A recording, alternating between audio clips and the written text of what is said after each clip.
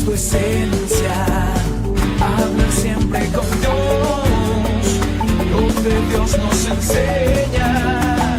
Padre Santo Domingo, cumple fiel tu promesa, pide que tu familia viva en la caridad y en fraterna pobreza. Domingo de Guzmán, tu voz resuena con ecos de evangelio de buena nueva.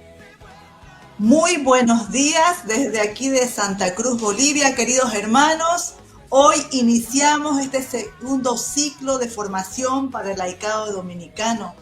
Es una alegría para nosotros volver a encontrarnos por este medio con cada uno de los hermanos que nos acompañan y han seguido este ciclo formativo desde diferentes países de América Latina y el Caribe, siguiendo esta misión que tenemos nosotros como laicos dominicos, ¿no?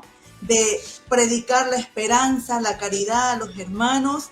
Esto es orar.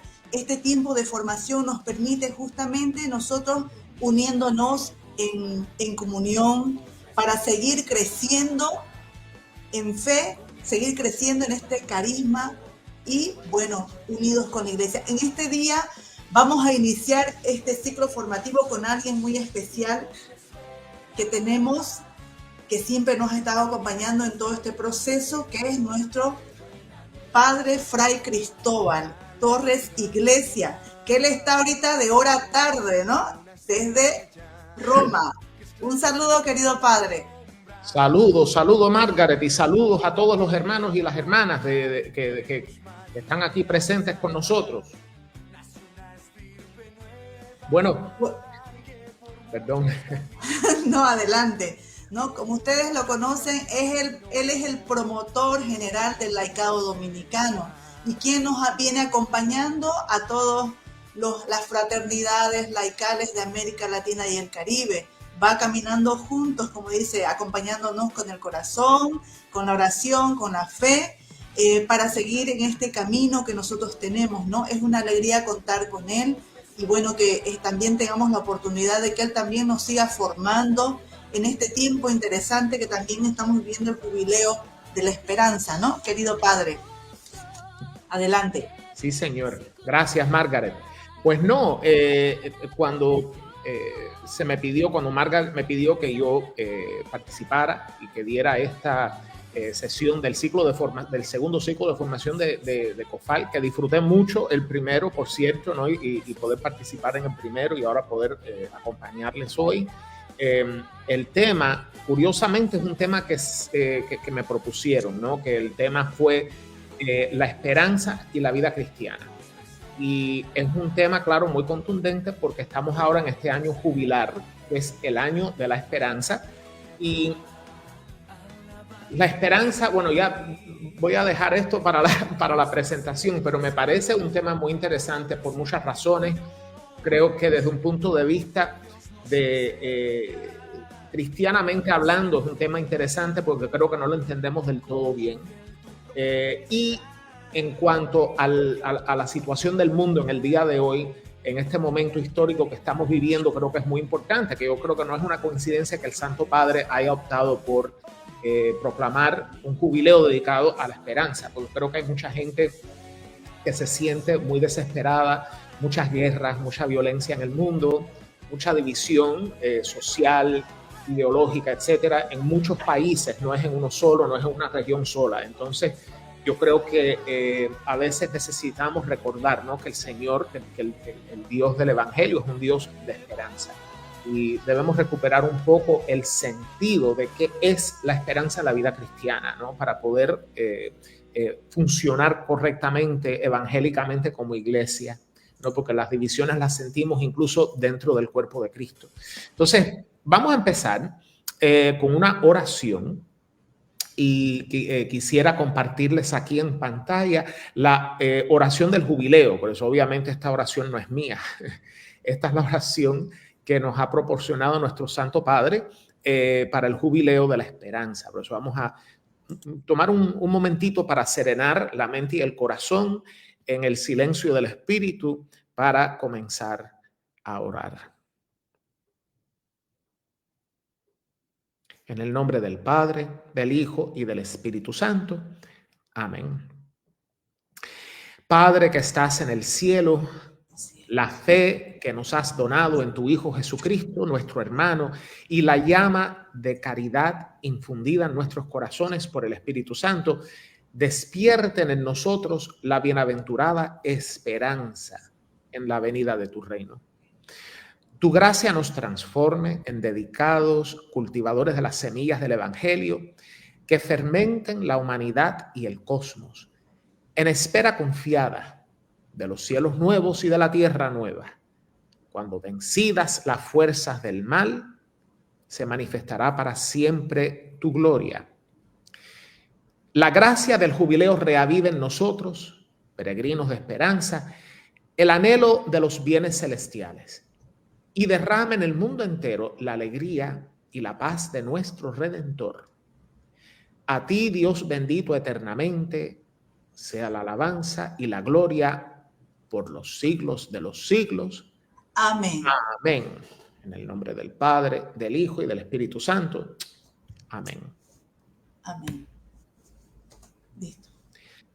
Pues me gustaría empezar con esta imagen y me gustaría que la contemplemos en silencio por unos segunditos nada más.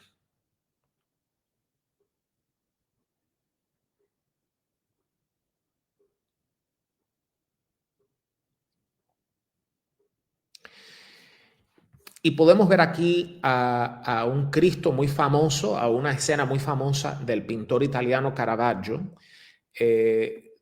sobre, obviamente, Santo Tomás, ¿no? Como Santo Tomás, ver para creer, ¿no? Como dice el dicho.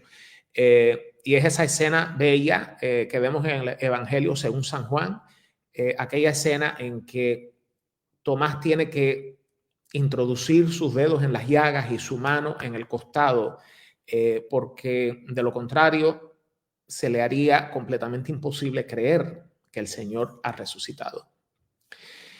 Y esta escena, por lo general, yo creo que solemos asociarla más bien a la fe, no a la esperanza, ya que se habla de creer, ¿no? Santo Tomás, ver para creer. Sin embargo, yo creo que hay un vínculo muy estrecho, muy íntimo entre la fe y la esperanza. Y la caridad, por supuesto. Por eso es que son virtudes teologales.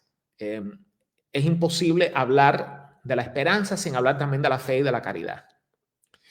En este caso, yo creo que al menos una cosa que me suscita esta pintura es que la fe es una vivencia, es algo que se vive, y la esperanza también, y la caridad. Cristo es una persona divina y humana, pero una persona a la que conocemos. Y es una persona que debemos conocer de una manera muy palpable, muy sensible, en las personas que conocemos a nuestro entorno, en nosotros mismos, en nuestra propia vida, en los signos de los tiempos, o sea, en su palabra, en la palabra del Evangelio, y por supuesto de manera sensible en los sacramentos, ¿no? En el pan, en el vino de la Eucaristía, en el agua del bautismo, etc. Experimentamos la presencia de Cristo de muchas maneras, ¿no? Pero sobre todo en la Eucaristía, donde experimentamos un encuentro con su cuerpo y su sangre, su humanidad y su divinidad de una manera singular. Todos nosotros, yo creo que cuando de alguna manera nos comprometemos a nuestro andar, nuestro caminar cristiano, tenemos esta experiencia, muchos de nosotros tenemos esta experiencia de algo, cuando es algo que asumimos conscientemente, donde Cristo se ha hecho real para nosotros y comenzamos a experimentar una transformación en nuestras vidas. Puede que lo experimentemos en nuestra vida afectiva, puede que lo experimentemos de alguna manera en nuestra vida de oración, en nuestra manera de vivir en familia, de lidiar con una adicción, con un proyecto vital. De muchas maneras podemos experimentar la realidad de Cristo, el sentir que introducimos el dedo en la llaga, la mano en el costado.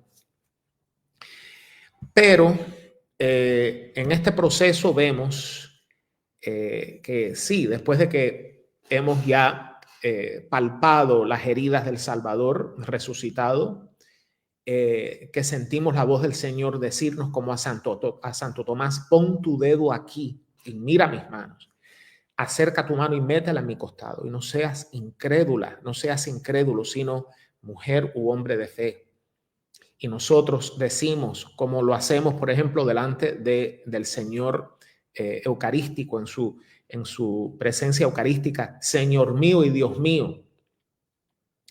Experimentamos de todas formas que llega un momento en la vida en que ese encuentro puede parecernos un poco lejano. Puede llegar un momento en que pasa mucho tiempo y la vivencia de la vida cristiana puede convertirse un poco en una especie de rutina. Y las desavenencias de la vida, los retos, los sufrimientos empiezan a retarnos de una manera distinta, y de repente nuestra experiencia de fe, el nivel que nosotros teníamos, ya como que vemos como que no alcanza, ¿no? Y empezamos a flaquear un poco. Y esto es normal, esto es parte del proceso, es un proceso de desarrollo, ¿no? Espiritual en la vida cristiana, de crecimiento en la gracia, porque solo sintiendo y encarando nuestra insuficiencia, solo encarando los huecos, los hoyos, las llagas, el hueco en el costado, es que podemos entrar más profundo en una relación con el Señor. Y ahí es donde empezamos a dudar. ¿Verdaderamente metí el dedo en sus llagas? ¿Verdaderamente introduje la mano en su costado? Es que lo siento tan lejos, ¿no? Y será posible para mí seguir creyendo. Y ahí precisamente es donde entra en juego la esperanza. Entonces, ¿qué es la esperanza? ¿De qué se trata cuando hablamos de esperanza? Bueno, primeramente debo decir que cuando hablamos de esperanza, cuando hablamos de fe, incluso cuando hablamos de caridad, solemos pensar de una manera, entendiblemente de una manera muy humana, ya que hay una esperanza humana, hay una fe humana, hay un amor humano, que todos son, digamos, la base antropológica humana de las virtudes teologales. Pero no son idénticas con ellas, no son diferentes, es otro nivel. Hay un nivel natural y hay un nivel sobrenatural. Y básicamente cuando hablamos de la esperanza humana, experimentamos, es como puede ser un sentimiento, puede ser un anhelo, pero es algo que nos motiva a seguir adelante en los momentos difíciles, ¿no? Y realmente es muy difícil seguir viviendo sin esto. Hasta las personas que no creen en Dios, las personas ateas, tienen que tener algún tipo de esperanza. A lo mejor no es una esperanza en Dios como tal, pero hay como un anhelo o un deseo, un sentimiento de que, bueno, a lo mejor mañana va a ser mejor, ¿no? Y me voy a enfocar en algo para yo luchar y proponerme una meta, ¿ok? Pero ese no es el tipo de esperanza de que estamos hablando. Yo creo que es un buen punto de partida para iniciar la conversación, ¿no? De qué estamos hablando, pero no es la misma cosa, cristianamente hablando. Como dice el refrán, ¿no? Ni es lo mismo ni se escribe igual. Por eso vamos a ver qué es la esperanza y empecemos un poco echando una mirada a las Sagradas Escrituras, ¿no? Rapidito podemos mirar algunos versículos. Podemos mirar, por ejemplo, en la carta de San Pablo a los Romanos, donde dice que la esperanza no defrauda. La esperanza no defrauda. O sea, que la esperanza, hablando ahora, obviamente estamos hablando no de la esperanza humana, porque sabemos que la esperanza humana a veces defrauda. A veces pones tus esperanzas en una persona y la persona te puede fallar, porque es humana, como tú y como yo, es pecadora como yo y como tú. Ponemos la esperanza en una institución, en un proyecto político, lo que sea, y todo eso en algún momento, por bueno que sea, nos va a fallar de alguna manera. Sin embargo, nos asegura San Pablo que la esperanza no defrauda. Que me mate, en él tengo mi esperanza, dice Job. Esto es tomado del Antiguo Testamento, del libro de Job. Y vemos que Job, el personaje de Job, a través de estas palabras, demuestra en medio de los sufrimientos tan horribles que él experimenta en este relato bíblico, que es un relato que explora precisamente lo que es mantener la esperanza y la fe, la confianza en el Señor en medio de una situación de sufrimiento intenso, ¿no? Que es una cosa muy real para el creyente. Y él dice, aunque me mate, en él tendré mi esperanza. Luego en el Nuevo Testamento, en la carta a los Hebreos, vemos, mantengamos firme la confesión de la esperanza. O sea, la esperanza es algo que se confiesa. Tenemos que decirla de alguna manera. Es una decisión que tomamos, en cierto modo, hasta un punto. No es que nosotros podamos crearla, no podemos, somos incapaces, pero ya cuando Dios nos da el don de la esperanza, la virtud de la esperanza, tenemos el deber de proclamarla, de alguna manera colaborar con la gracia que Dios nos da para decir quiero más, ¿no? Entonces dice el autor de Hebreos dice, mantengamos firme la confesión de la esperanza, pues fiel es el autor de la promesa. O sea, ahora empezamos a ver que la esperanza es una cosa que nunca defrauda. Es algo que, aunque estés en la situación más desesperada, se puede mantener en contra de todas las evidencias que tengamos delante. Y es algo que profesamos, que confesamos, precisamente porque el autor de la promesa es fiel. O sea, la esperanza se fundamenta en una promesa inquebrantable. ¿Por qué? Porque viene de Dios. Esta es la diferencia entre la esperanza meramente humana y una esperanza cristiana. Y aquí, tocante a esto, vemos de nuevo la carta a los Romanos, donde dice, porque nuestra salvación es en esperanza. Y una esperanza que se ve no es esperanza. Pues, ¿cómo es posible esperar una cosa que se ve? Pero esperar lo que no vemos es aguardar con paciencia. Entonces uno dirá, bueno, ¿y cómo es posible esperar una cosa que no veo? ¿Cómo es posible seguir confiando robustamente en una cosa que aparentemente lo que veo delante me lo desmiente, parece desmentirlo? ¿Cómo funciona esto? Y aquí vemos otro versículo bíblico, vemos de la primera carta de Juan, donde dice, bendito sea el Dios y Padre de nuestro Señor Jesucristo, quien por su gran misericordia, mediante la resurrección de Jesucristo de entre los muertos, nos ha reengendrado a una esperanza viva, a una herencia incorruptible, inmaculada e inmarcesible, reservada en los cielos para vosotros, para ustedes, a quienes el poder de Dios por medio de la fe protege para la salvación, dispuesta ya a ser revelada en el último momento. Y yo creo que me equivoqué, yo creo que esto viene más bien de la carta de Pedro, pero bueno, no sé, después podemos mirarlo y ver si es así o no, si es Juan o si es Pedro. Pero bueno, el asunto es que aquí vemos que la confianza robusta esa que nosotros recibimos, que es un don de Dios, que llamamos la virtud teologal de la esperanza, es precisamente una confianza en las promesas de Dios, fundamentada en la resurrección de Jesucristo. Ya sin decir más, les he dado un poco la definición. Es confiar en la resurrección de Jesucristo.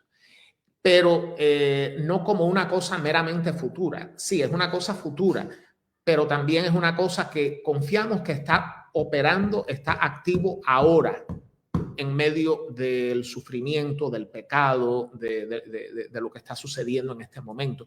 Y que por ende podemos actuar y andar confiadamente en el Señor, aunque nos sintamos desbaratados por dentro en algunos momentos. Todavía es esa cosa, esa paradoja de la vida cristiana, de la persona que puede sentirse abatida, afligida, sufrida y al mismo tiempo inexplicablemente sentir algo de como alegría y una capacidad, una fecundidad espiritual que da de sí y que es aquella persona que vas a verla al hospital, y todos hemos conocido personas así, que vas a verla que se está muriendo, que está completamente destrozada, y vas para reconfortarla. Y cuando tú llegas, ella te reconforta a ti. tiene un pie en la tumba prácticamente y te está reconfortando a ti. ¿Por qué? Porque es una persona de una fe tan profunda. Y no es que no sufra, está sufriendo, pero tiene un sentido profundo de la presencia del Señor y de confiar en sus promesas, y lo confiesa y no se deja vencer, aunque lo sienta, ¿no? Dios mío, ¿por qué me has abandonado? Pero sigue ahí, confiando en el Señor, más allá de lo que pueda sentir en un momento dado, ¿no? Esa es la esperanza cristiana. Y ahora vemos también, hablando de las Escrituras, que en el Nuevo Testamento Jesús quizás cristaliza la doctrina de Jesús, la doctrina moral de Jesús se cristaliza en las bienaventuranzas, ¿no? Y las bienaventuranzas están fundamentadas en la esperanza, ¿no? Bienaventurados los pobres o los pobres de espíritu, bienaventurados los hambrientos, bienaventurados los sedientos, bienaventurados ustedes cuando los maldigan, cuando hablen mal de ustedes por mi causa, el reino del cielo será de ustedes, ¿no? Los pobres, los humildes heredarán la tierra. Estas promesas son el fundamento de la esperanza, es el cumplimiento, es escatológico, es decir, que en la resurrección final veremos cumplidas estas promesas de la bienaventuranza y en el aquí y ahora del vivir la vida cristiana. A la medida que colaboramos con el proyecto y la visión de Jesús y nos convertimos en signos de esperanza para los más pobres, también participamos de esa bienaventuranza y somos signos sacramentales de esperanza, ¿no? Y damos testimonio de la realidad de la resurrección. Por eso dice el Catecismo de la Iglesia Católica, artículo 1820, aquí lo tenemos, dice: la esperanza cristiana se manifiesta desde el comienzo de la predicación de Jesús en la proclamación de las bienaventuranzas. Las bienaventuranzas elevan nuestra esperanza hacia el cielo, como hacia la nueva tierra prometida. Trazan el camino hacia ella a través de las pruebas que esperan a los discípulos de Jesús. Pero por los méritos de Jesucristo y de su pasión, Dios nos guarda en la esperanza que no falla. Ahora, ya que hemos echado un vistazo un poco a lo que es lo que son las Sagradas Escrituras, me gustaría ahora echar una ojeada, una pequeña ojeada, lo que para mí me gusta siempre ver en la tradición cristiana. Tenemos las Escrituras, tenemos los grandes teólogos, tenemos los padres de la iglesia, los padres y las madres del desierto, tenemos Santo Tomás de Aquino, llegaremos a eso, pero tenemos también otras fuentes que quizás no tengan la misma autoridad, pero que así todo son una expresión viva del Espíritu Santo obrando a través de la piedad del pueblo, ¿no? Siempre discernida, y aquí tenemos la piedad popular, que también puede ser como nos da una ventanita, ¿no? Cómo es que el pueblo de Dios escucha este mensaje evangélico de la esperanza y cómo es que se transmite a través de las devociones populares. Entonces vamos a mirar algunas de ellas muy brevemente. Primero vemos, hay una cantidad de devociones marianas que tienen que ver de alguna manera con la esperanza. Tenemos aquí una de ellas, que es la Virgen de la Esperanza, en Sevilla, también conocida como la Macarena, ¿no? Y hay muchas versiones de esta devoción de la Virgen de la Esperanza en Sevilla, en Málaga, en diferentes partes de España, particularmente entre los andaluces, en Islas Canarias también, pero también en América, por supuesto, ¿no? En Guatemala, en muchísimos lugares, también en Filipinas, en un lugar que se llama Laguna, y no todas se llaman la Virgen de la Esperanza. Básicamente, la Virgen de la Esperanza tiene en todas sus permutaciones, tiene como, digamos, unas conexiones simbólicas muy interesantes, porque por una parte, y esto dice mucho, de nuevo, esto como que es una ventanita para ver qué es la esperanza cristiana. La Virgen de la Esperanza se puede entender como la Virgen encinta, por una parte, o sea, la Virgen encinta que está esperando, ¿no?, la llegada, que está esperando dar a luz al Mesías, al Hijo de Dios, y por ende puede venir asociada al Adviento, ¿no? O sea, una esperanza de alegría, en una situación de alegría. Recibes una buena nueva, estás esperando la llegada de algo anhelado, algo que es la realización de todos tus sueños, ¿no? Como cuando una familia espera la llegada de una criatura, ¿no? De un hijo, de una hija. Pero también la Virgen de la Esperanza está muy ligada, particularmente en sus manifestaciones, sus expresiones andaluzas, como la Macarena, a la pasión de Cristo, o sea, la dolorosa. También la Virgen de la Esperanza en algunas de sus manifestaciones es una dolorosa. Y claro, porque a veces cuando más tenemos que conocer y arraigarnos en la esperanza es cuando estamos delante del crucificado. Cuando María ve a su hijo, ella está llena de esperanza cuando lo lleva en el vientre, pero también cuando ella tiene que verlo llevando la cruz a cuestas, ¿no? O cuando tiene que aguantar, como en la Pietà de Miguel Ángel, sujetar su cadáver entre sus brazos, ¿no? Ahí es donde ella de verdad tiene que arraigarse profundamente en la esperanza. En ese momento que el mundo le habrá dicho, aquí no hay esperanza. Y ahí precisamente es donde la invocamos, ¿no? Pues vemos que la Virgen de la Esperanza es una expresión popular de este misterio, que tanto en las alegrías como en las penas, la esperanza cristiana está viva y es eficaz. Ahora tenemos otro caso muy interesante, menos conocido desde un punto de vista, digamos, cristiano occidental, ya que no se conoce mucho, lo tenemos en nuestra tradición católica, pero se conoce más en el mundo cristiano ortodoxo, donde todavía este relato se cuenta y se venera, y hay muchos iconos de este icono que les he puesto delante. Este es un relato alegórico de una madre y sus 3 hijas que fueron, una madre romana y sus 3 hijas que fueron martirizadas cuando las persecuciones en el Imperio Romano, ¿no? Contra los cristianos. Y la madre, ya van a ver por qué digo que es un relato alegórico. No sabemos, hay relatos, por ejemplo, de madres y sus hijas que fueron martirizadas. Por eso esto es muy posible que esté, o sea, que tenga algún fundamento histórico de una manera muy, digamos, hablando muy ampliamente, pero los detalles son un poco alegóricos, un poco legendarios, ¿no? Como suele suceder a veces con esto. La madre es Santa Sofía y las hijas son Santa Pistis, Santa Ágape y Santa, siempre se me olvida ahora mismo en griego, no recuerdo, pero básicamente fe, esperanza y caridad. ¿Okay?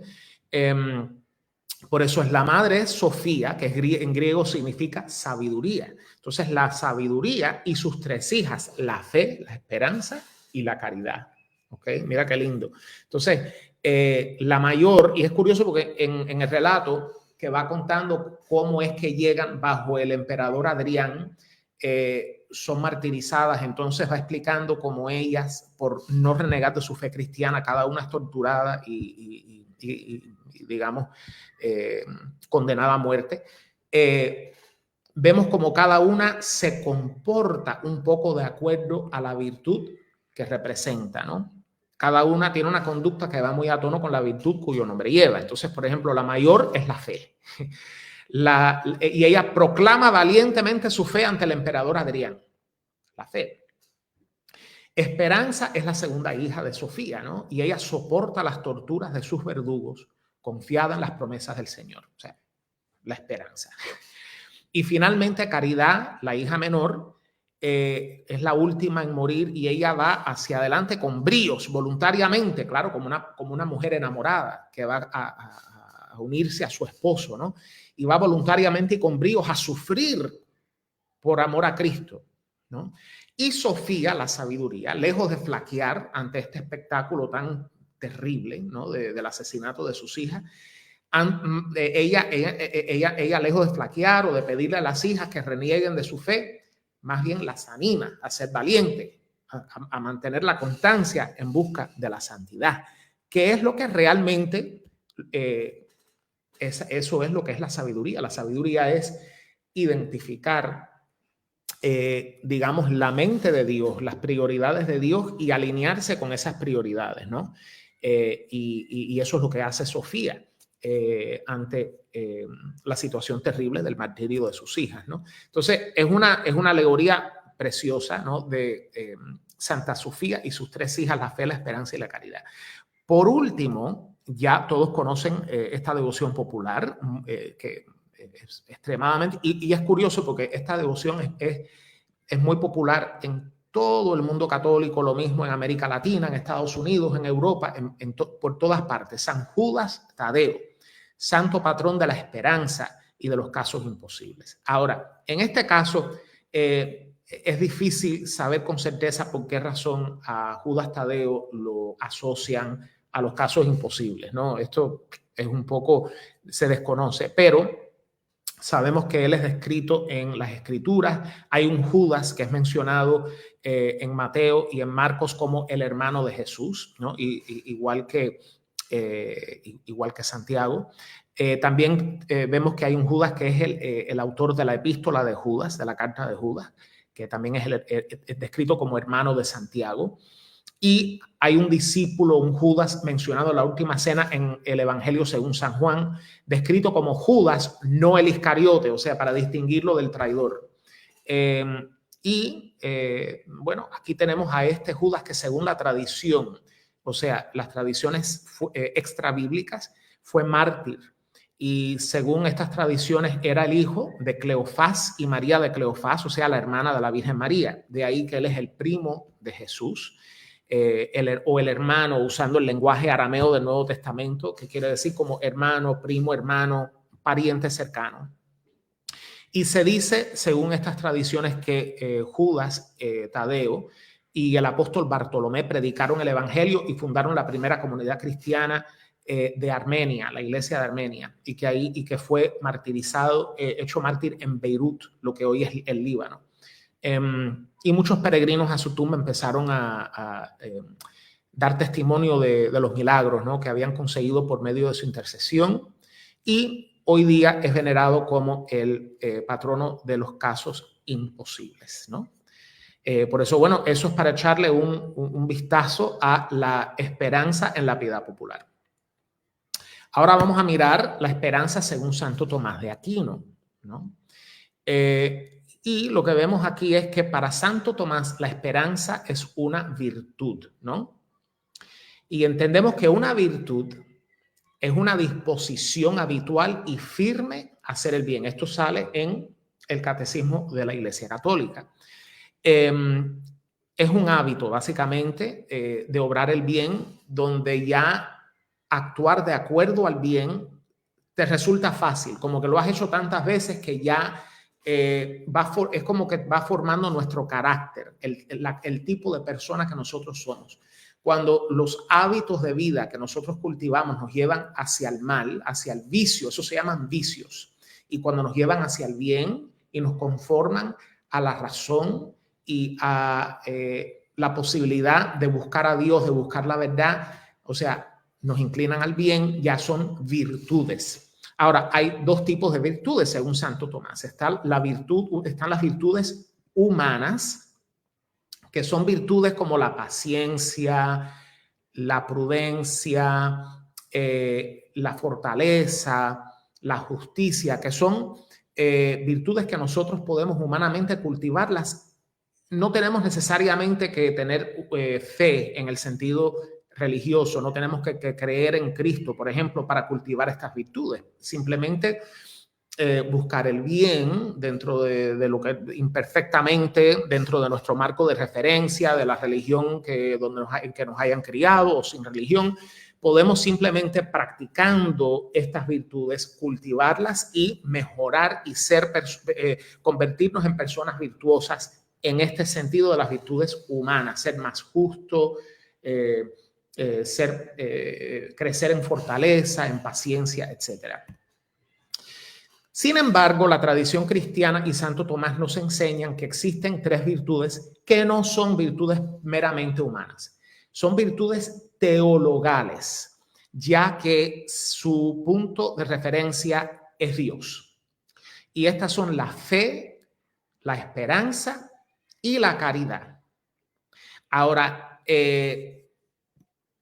la fe es la virtud teologal por la que creemos en Dios y en todo lo que Él nos ha revelado. O sea, no solo digamos, que filosóficamente razonemos que de dónde vinieron todas las cosas tienen que tener un origen, por ende, por lógica, deduzco que tiene que existir un ser supremo y por eso creo en Dios. Eso no es fe. Eso es llegar a un razonamiento filosófico sobre la realidad de Dios de alguna manera, pero eso no es fe. Fe es creer en lo que Él ha revelado. Y fe es el fruto, por eso decimos que la fe es un don de Dios. Las virtudes teologales son el fruto, son lo que pasa cuando el Espíritu Santo viene a morar en nosotros.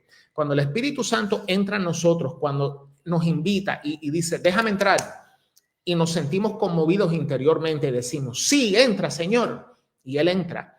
Y esto se concretiza en el bautismo, ¿ok? El bautismo efectúa esto. Pero ya desde el momento en que despierta la fe en el alma y dejamos que entre la Trinidad, que la Trinidad mora en nosotros y nosotros en ella, ya hay un dinamismo infinito, divino en nosotros que va amplificando nuestras facultades meramente humanas y que va transformándonos paulatinamente en, digamos, canales vivos de la presencia de Dios. Empezamos a participar de la vida divina. De ahí que empezamos a conocer un poquitico, de una manera muy limitada en este mundo, por supuesto, pero en unión con Dios. Y de ahí que podemos llegar a confesar y a creer, por ejemplo, de que Jesucristo es hombre, pero es también Dios. Una cosa que solo con la razón no podríamos llegar a esa conclusión. Necesitamos de la fe. Y esa fe no es solamente creer. Por ejemplo, los demonios creen todas las cosas que más o menos que enseña la iglesia, pero no tienen fe. Si tuvieran fe estarían en el cielo, no serían demonios, ¿verdad? O sea que no es solo saber como hechos realidades sobre Dios o verdades divinas, sino confiar en ellas. Es un conocimiento de Dios de adentro que viene de que Dios viva en ti, que tú le des entrada a Dios, que Él te transforme por dentro y que te lleve a amar a Dios. Por eso es que la fe siempre va de la mano de la caridad. La caridad es el amor de Dios. La fe es un tipo de conocimiento de Dios que te lleva a amarle, que te lleva a la caridad y que es alimentada por la caridad y que por ende te lleva también a querer seguir confiando en Dios aun cuando las evidencias te indican que a lo mejor tu fe no tiene fundamento. Eso se llama la esperanza. ¿Ok? La caridad es aquella virtud teologal por la cual amamos a Dios sobre todas las cosas y que amamos al prójimo por amor a Dios. Y la fe viva actúa por la caridad. Si no vives en la caridad, realmente tu fe empieza a morir. Ahora, la esperanza, según Santo Tomás, es una virtud teologal por la cual el ser humano, confiando en la fuerza de Dios, busca un bien arduo pero posible. En este caso, confiado en la fuerza de Dios, ¿ok? La esperanza busca confiadamente una cosa que humanamente es imposible, que es la comunión con Dios. Yo no tengo el poder dentro de mí, por mí solo, de alcanzar una amistad de tú a tú con Dios, porque Dios es Dios y yo soy un ser humano. Pero yo confío, no en mis méritos, yo confío en el amor de mi Dios para regalarme eso. Y ya al confiar, ya esa es la esperanza. Y como yo confío en que ese Dios que hace me promete eso, que Él es fiable, entonces eso me ayuda para que en cualquier desavenencia yo pueda seguir confiando en Él. ¿Ok? De ahí que según Santo Tomás se dice, por lo tanto, una persona que tiene esperanza espera alcanzar a Dios y espera obtener por medio de Él todas las necesidades, por difíciles que sean, y repeler por medio de Él todos los males, por difíciles que sean. De ahí que la esperanza es inquebrantable cuando viene de Dios. No quiere decir que emocionalmente en un momento dado no podamos sentirnos débiles o que no podamos sentir como que no siento la presencia de Dios y esto me causa dolor. Uno puede sentirse así y seguir teniendo la virtud teologal de la esperanza, porque las virtudes teologales se manifiestan en tu conducta, en lo que optas, en lo que escoges, más que en lo que sientes. Y ese es el milagro, que a veces, aunque no lo sientas, pero hay un dinamismo en ti que tú no dejas de buscar a Dios. Ese es el Espíritu Santo, esas son las virtudes teologales. Y el amor, la caridad, alimenta nuestra esperanza. La esperanza se fundamenta en la caridad y mantiene viva la fe. La esperanza es la virtud teologal por la que aspiramos al reino de los cielos y a la vida eterna como felicidad nuestra, poniendo nuestra confianza en las promesas de Cristo y apoyándonos no en nuestras fuerzas, sino en los auxilios de la gracia del Espíritu Santo. Ahora les voy a compartir brevemente, porque no tenemos mucho tiempo, pero quería compartirles un poco algunas cosas que ha dicho el Papa Francisco en la bula papal Spes non confundit, que fue la bula papal que inauguró el Jubileo de la Esperanza. Y Spes non confundit en latín quiere decir la esperanza no defrauda. ¿Okay? Y él dice, una de las cosas que él hace es que él pide que los obispos aprovechen el servicio de los sacerdotes, en particular de los misioneros de la esperanza, que son sacerdotes escogidos, que se les ha delegado un ministerio especial de oír confesiones, ¿no? de viajar y oír confesiones, porque y quiere que en especial los obispos faciliten que estos sacerdotes puedan trabajar, especialmente en lugares donde la dignidad humana experimenta el desprecio mayor, como en las cárceles, por ejemplo, o también en los hospitales o en los lugares donde la dignidad de la persona es pisoteada, ¿no? En situaciones de degradación o situaciones precarias, para que nadie se vea privado de la posibilidad de recibir el perdón y el consuelo de Dios. ¿Y por qué este vínculo entre la esperanza y la reconciliación, el sacramento? Porque para nosotros poder ser signos de esperanza tenemos que experimentar la esperanza a pesar de nuestros pecados. O sea, yo conozco algo de mis virtudes, pero también conozco mis pecados. Yo sé por dónde, en cierto modo, por donde yo flaqueo. Y es fácil perder la esperanza cuando vemos un poco lo poco fiable que podemos ser a veces. Y de ahí que necesitamos de la gracia de Dios y del perdón de Dios para que entendamos que por qué tenemos esperanza. No es por mis méritos, no es por los méritos de los demás, no es por los méritos de este país o del otro país o de este que está en guerra con aquel. Yo no confío en ninguno de ellos, pero sí confío en Dios.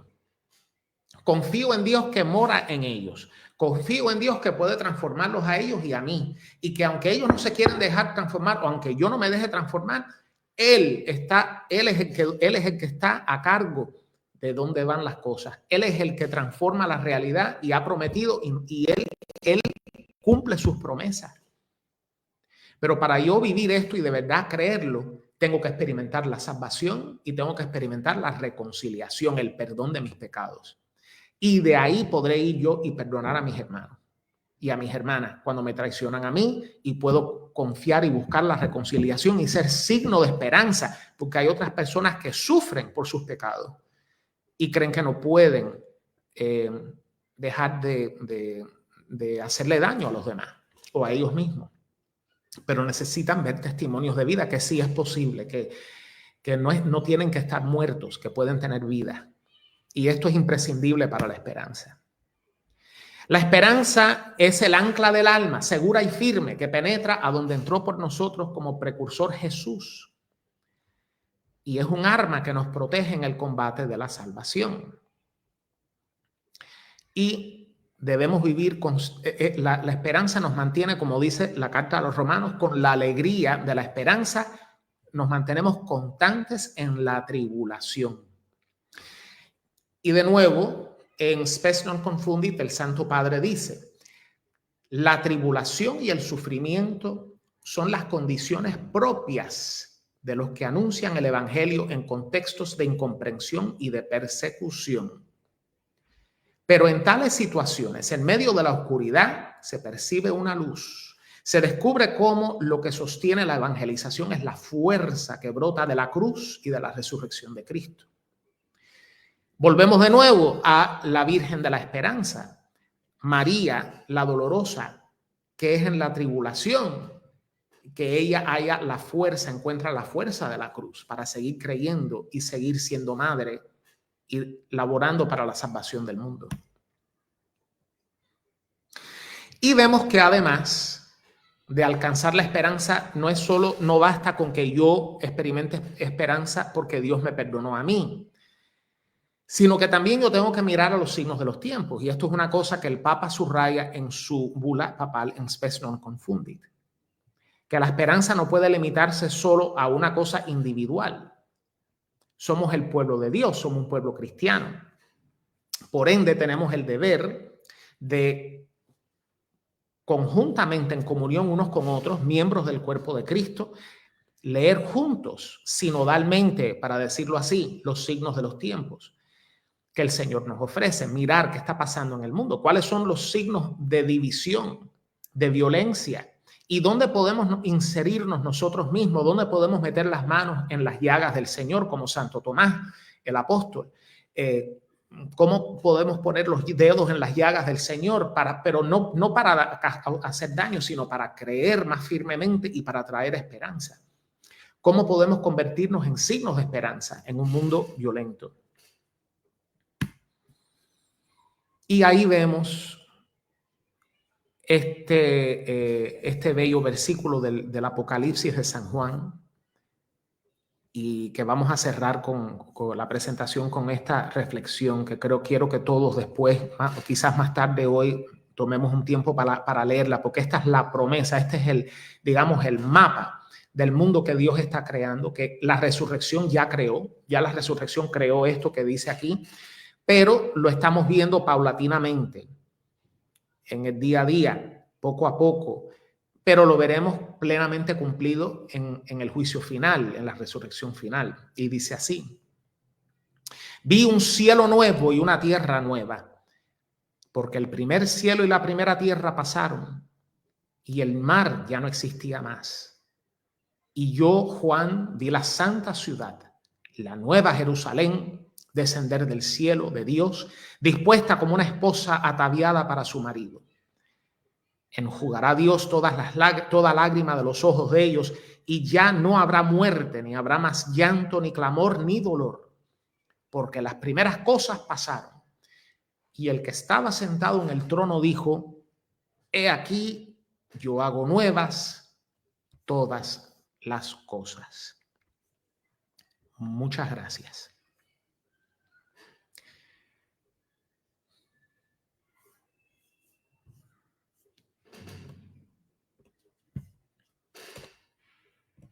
No la oigo, Margaret, me parece que... Muchas gracias, querido padre, gracias. La verdad que es tan importante este tema de la esperanza, y más en este tiempo que nosotros estamos llamados a vivir, no solamente a vivir, ¿no?, sino también a transmitir esto, ¿no?, del tema de la esperanza, del tema de cómo nosotros podemos transmitir esa experiencia. Y bueno, de aquí surgen algunas preguntas. Los demás te oirán. ¿Me escucha? ¿Me escucha? ¿Me escucha? No. Por favor, mete a sala, Karen. No, de los hermanos. Ahora sí, ¿me escuchan? Sí, te escuchamos, Margaret. Ah, ya. Por algún motivo, Fray Cristóbal no me escucha. Ahora sí. Ahora sí, ya. Habla fuerte y claro. Sí, aquí tenemos, los hermanos que nos están acompañando. Está Lourdiña, de Brasil. Son presidentes de los provinciales laicos. Buen día, Luisín. Luisito, Qué bueno volver a ver algunas de estas caras. Estas caritas, ¿no? Pues de aquí Así. también hay unas preguntitas breves que le vamos a hacer. Lourdiña, Sí. Comenzamos con Lourdiña, que tiene una consulta, una pregunta. Muy bien. Ok. Farei a pergunta em português, viu, Frei? Ok. Qual seria a postura, né, que nós devemos assumir como leigos pregadores diante dos desafios na busca pela esperança como um caminho coletivo, né, para a santidade? O que nós, enquanto leigos, devemos estar sempre atentos, né, estarmos sempre fazendo para a gente conseguir diante da esperança? Excelente pregunta, Lurdiña. Y no, que yo creo que para empezar, al menos una cosa que yo he tratado, yo creo que todos, lo mismo laicos, que frailes, que monjas, yo creo que todos podemos hacer esto, y es escuchar profundamente, y el Santo Padre también ha enfatizado esto, porque el problema es que estamos especialmente en la cultura mediática en que nos encontramos, ¿no? Donde todo el mundo tiene una respuesta rápida para todo. Y tú entras, empiezas a escuchar o ver videos, y cuando vienes, sabes exactamente lo que está pasando y sabes lo que tienes que pensar y lo que tienes que decir. Y lo vas a poner en Facebook. Pero después como que te pones a ver otras cosas y empiezas a como, bueno, espérate, yo no sabía eso, ¿no? Entonces, yo creo que hasta en el ámbito de la familia, en el ámbito de las amistades, de los compañeros de trabajo, etcétera, puede suceder esto. Dentro de la iglesia misma, yo creo que sería bueno primero enfatizar las relaciones fraternas. Yo creo que empezar por ahí. Y la comunión fraterna primero. Hablar de cosas, hasta hablar de tonterías a veces es bueno. Porque es como que todo aquello que sabemos que tenemos en común y que podemos empezar, pero luego también la parte espiritual, nuestra fe compartida en Jesucristo, todo aquello que nos une, cultivar la vida espiritual, confesarse, todo eso, hacer un autoescrutinio, ¿no? De cómo yo a veces no contribuyo a la paz o a la esperanza, y ver cuáles son las maneras en que yo como que no tengo esperanza o que carezco de esperanza, porque todos tenemos ciertos mecanismos en nuestro modo de pensar donde reaccionamos a una situación como si fuera una crisis automáticamente, como si no creyéramos. Y yo creo que eso tenemos que hacer un autoanálisis, ¿no? Y llevarlo a la oración y hablarlo con los hermanos, que nos ayuden también con eso, y nosotros ayudar a nuestros hermanos cuando lo vemos en ellos. Y yo creo que empezando por ahí podemos empezar ya a lidiar con cosas más difíciles y poder todavía un espíritu de esperanza opinar sobre esto o hablar. A veces sí hay que hablar y hay que decir las cosas, pero para estar seguro que lo estemos haciendo desde un punto evangélico y de esperanza, y no simplemente de una convicción de que yo tengo razón.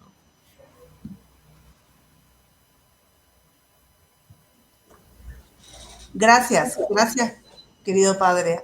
Ahora una pregunta que tiene Luis. Adelante. Buenos días con todos, un gusto volver a verlos. Fray Cristóbal, un gusto. En un momento de la charla se mencionó que en nuestra vida la fe puede decaer. Y hay que ser conscientes que eso viene de caer y pasar a convertirse en una rutina, ¿no? Y depende mucho de eso de la evolución de la humanidad, el desarrollo tecnológico y otros factores que involucran la sociedad actual, que no era lo mismo que en las épocas antiguas donde la fe era mucho más fuerte. ¿Cómo podemos motivar a que estos factores tan externos no nos permitan decaer la fe? ¿Sí? Sabemos que ahora ya no hay mucha gente con esa fe arraigada que existía antes, pero podemos nosotros motivarles como predicadores.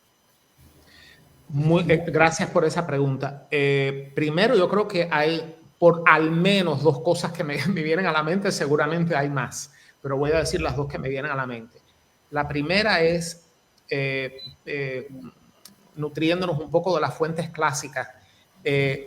Sí, las virtudes teologales son un don de Dios, no es algo que nosotros podemos crear en nosotros mismos, pero nosotros tenemos que colaborar.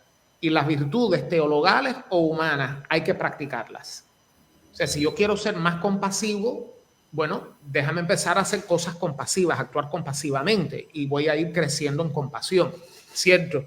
Entonces, yo creo que con la fe también, yo creo que tenemos que distinguir entre, cuando se trata de fe, esperanza y amor, hacer una distinción entre lo que yo puedo sentir afectivamente en un momento dado, comparado con lo que yo hago, que no siempre corresponden. Del mismo modo que en un matrimonio o en una amistad podemos querer a la otra persona, optar por quererla, aunque queramos hacer así, ¿no? Cogerla así por el pescuezo, es decir, me está volviendo loco contra.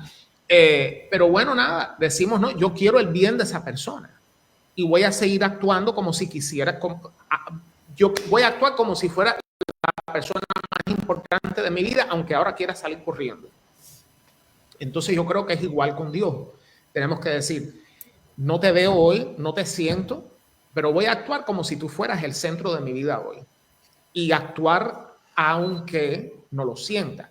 Por eso por ahí empezaría. La otra cosa que yo diría es estar, aquí es donde entra la parte moderna de la psicología, y es estar consciente de los movimientos interiores, en el sentido de si veo que estoy empezando a sentirme muy lejos de Dios, bueno, es bueno analizar un poco y decir, aparte de las cosas tradicionales, sí he sido fiel en la oración, en las obras de caridad, todo eso es muy cierto.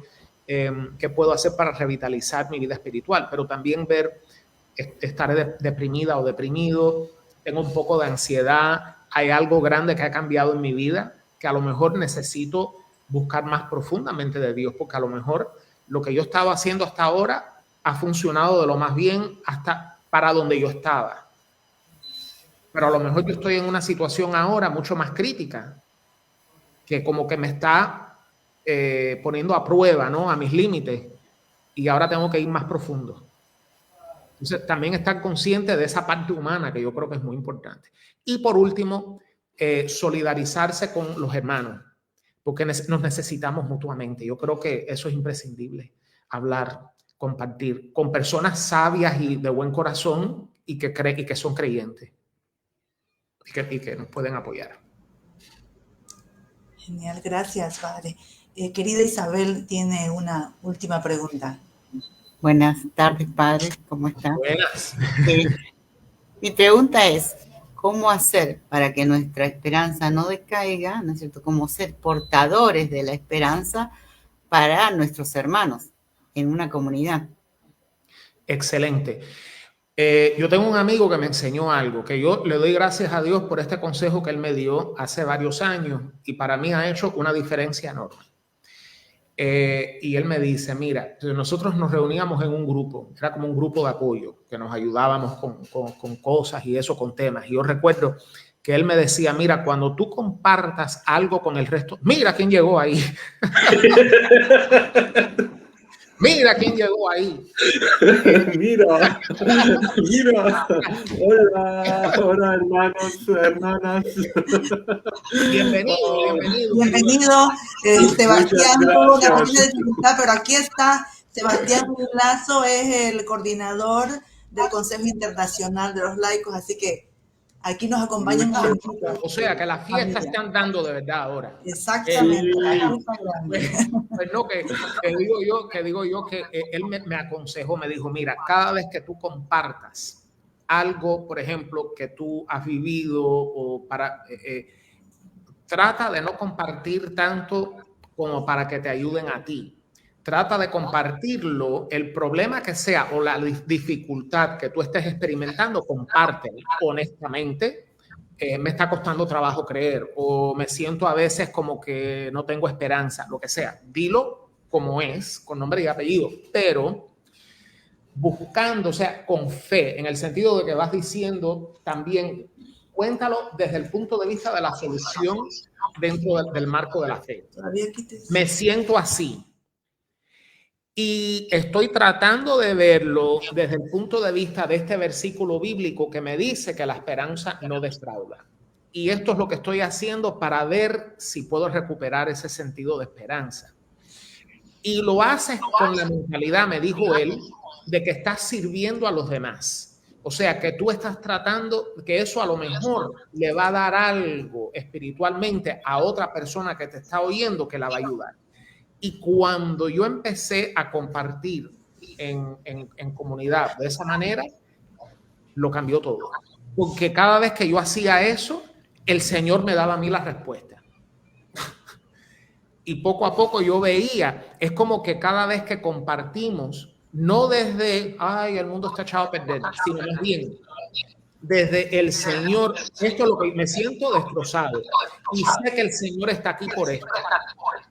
Y lo llevamos así y lo que estamos haciendo es una medicina espiritual que estamos compartiendo con el mundo. Entonces, y eso, y que nos sana a nosotros también.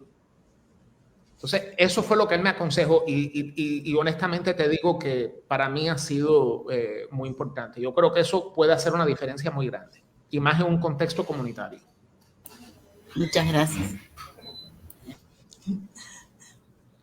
Muchas gracias, Fray. Sebastián, ¿quiere decirnos algo? Sí, pero Cristóbal, ¿tu peux faire la traducción? Bueno, el único problema es el siguiente, que yo le estaba explicando a Margaret que voy a tener que partir porque tengo una reunión, desgraciadamente. Yo pensaba que era a las 5:30 y es a las 5. Ya yo se lo dije al prior, él lo sabe, pero yo le dije que como iba a llegar unos 10 minutos tarde, pero ya son las 6, o sea que necesito desgraciadamente, ¿no? Vamos, sí. No problemas. Sí, pero yo suis très content. I am very happy. Sí, dice que se siente muy contento. Je suis désolé d'être en retard. J'ai eu un impératif familial. Dice que se siente muy mal de haber llegado tarde, pero tenía un compromiso, una situación familiar. Une manière de réfléchir à l'espérance. Dice, una manera de hacerme reflexionar un poco en el tema de la esperanza. L'espérance n'est pas un concept, l'espérance est une construction dans la banalité de la vie. Sí, dice que la esperanza no es un mero concepto, sino una cosa que se construye por medio de las vivencias de la vida. Y es verdad. Avec l'aide de la communauté aussi. Dice, por supuesto, con la ayuda de la comunidad. Et donc, c'est très amusant de pouvoir dire qu'est-ce que je vais dire sur l'espérance et avoir un imprévu familial qui fait que je dois précisément incarner cette espérance. Dice, es curioso tener que decir algo sobre la esperanza después de haber experimentado una situación inesperada, imprevista con la familia que me obliga a poner en práctica aquello que tengo que explicar. Dicho sea de paso, eso es lo que yo estaba hablando, lo que mi amigo me aconsejó es lo que él está haciendo ahora. Sí. Ya, él lo acaba de encarnar. Sí. Si, et c'est vraiment une chose à construire dans la mesure où nous, dominicains, c'est une grande question que je me pose pour nous, dominicains, laïcs, religieux, religieuses, en quoi, dans un monde qui me semble de plus en plus désespéré lorsqu'on regarde les chaînes d'information, nous sommes prêcheurs de l'espérance et du verbe incarné.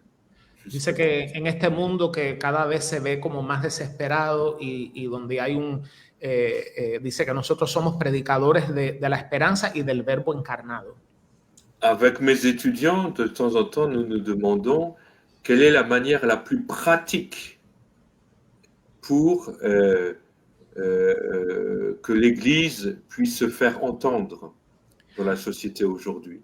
Dice que con sus alumnos, con sus estudiantes, que siempre que se preguntan, se hacen el planteamiento de cómo la iglesia hoy día puede hacerse escuchar en el contexto de hoy. Nous avons tous des idées vraiment techniques et de marketing et de management et de gouvernance. Mais la seule qui est à hauteur de tous, de toutes et de tous, c'est vraiment donner un visage d'espérance, une main tendue pour les plus pauvres, et nous sommes aussi ces pauvres-là. Nous ne sommes pas au-dessus des pauvres. Dice que todos siempre van buscando la respuesta en una técnica de marketing o de mercadeo, de publicidad o algo semejante, pero que realmente es el testimonio que damos hacia los más pobres, que nosotros somos los primeros entre aquellos pobres que estamos necesitados de esperanza. Par l'espérance, Dieu continue de s'incarner dans l'histoire et dans nos histoires, dans nos existences. Dice, por medio de la esperanza, Dios continúa a encarnarse dentro de la historia y de nuestras historias, de nuestras experiencias. Et même dans nos impératifs familiales. Y especialmente dentro de nuestros deberes inesperados dentro de la familia, nuestras obligaciones familiares. Sí.